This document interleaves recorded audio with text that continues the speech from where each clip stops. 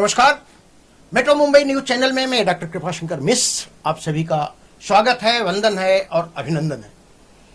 आज मैं जिस विषय वस्तु के साथ आपके सामने उपस्थित हुआ हूं, एक बड़ी शख्सियत हमारे देश की जो यूजीसी ग्रांट कमीशन में शिक्षाविद रहे हैं, उन्होंने अपने पूरे जीवनचर्या को अपने सेवानिवृत्ति के पश्चात अपने संपूर्ण व्यक्तित्व को समाज हित में लगा दिया है। वो चाहे आदिवासियों का समाज रहा हो, चाहे शिक्षा से जो इतर समाज है उससे जुड़ा हुआ समाज रहा हो, चाहे सामाजिकता का समाज रहा हो, सब में वो निस्वार्थ भाव से अपनी सेवा दे रहे हैं और अपनी सेवा प्रदान कर रहे हैं और लोगों को राष्ट्र की मुख्य धारा में लाने का पूरा प्रयास कर रहे हैं। ऐसे शख्स हमारे बीच में डॉक्टर कपिल देव मिश्रा वाराणसी से मुंबई पधारे हैं और बड़े सौभाग्य का यह भी विषय है कि नया वर्ष आप सभी लोगों के लिए मंगलमय हो।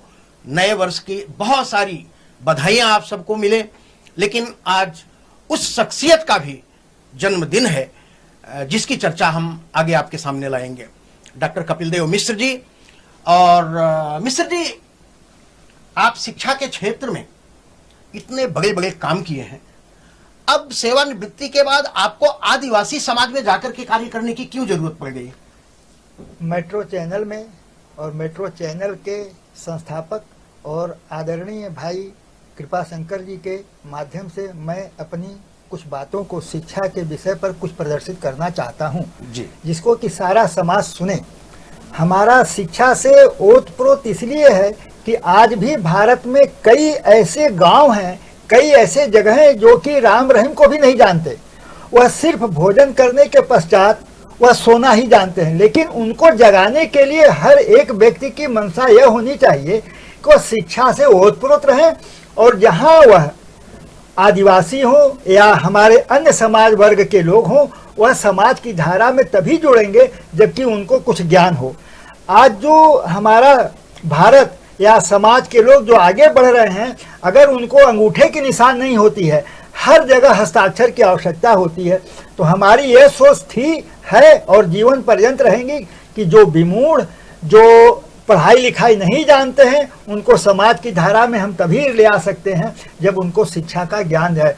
क ख ग घ नहीं जाने और ABC नहीं जाने तो हमारी उपयोगिता कहीं नहीं मानी जा रही है। इसलिए हमारा जीवन पर्यंत का उद्देश्य यह है कि समाज में धारा को आदिवासियों को भी जोड़ा जाए। उनको XYZ कुछ भी नहीं मालूम है कि समाज की धारा को किसे कहते हैं, इसलिए उनको भी बाहर ले आकर के आया जाए।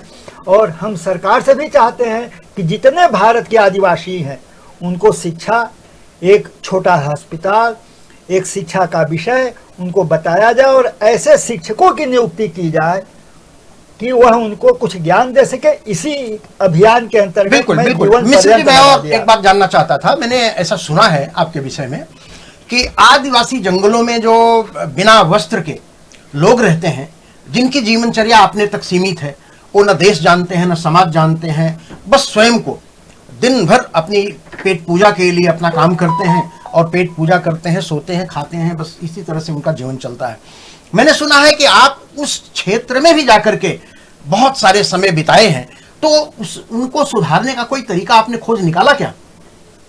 हम उस क्षेत्र में पहली बार किसी के माध्यम से गए थे, जैसे बीजापुर का जंगल है, नारायणपुर का जंगल है, कोंडा गांव है, ये सब आदिवासी इलाका है। और उस आदिवासी इलाकों में अभी भी बैलाडीला है। उड़ीसा, मध्य प्रदेश, छत्तीसगढ़ के बीच में बैलाडीला है।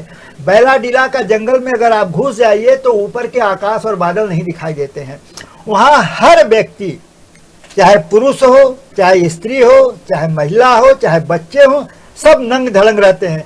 किसी के ऊपर वस्त्र की आवश्यकता नहीं होती है उनके विचार से, और न वह समाज की धारा में जुड़े हुए हैं। हमारा माध्यम किसी के अन्य स्रोत से हुआ जो कि मैं उनके यहाँ गया, और आज हम जाते जाते मेरी भी बहुत परीक्षाएं हुई वहाँ पर उन बच्चों के बीच में, लेकिन हम अपनी परीक्षा में तभी सफलता पाते चले गए जब उनके हर प्रश्न का उत्तर हम देते चले गए।